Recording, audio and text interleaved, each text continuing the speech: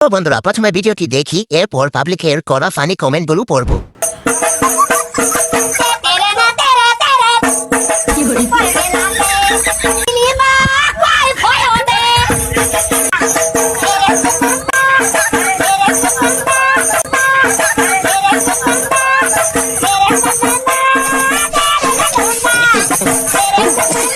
এই সময় কম, শুরু করো। तो चलिए शुरू करते हैं।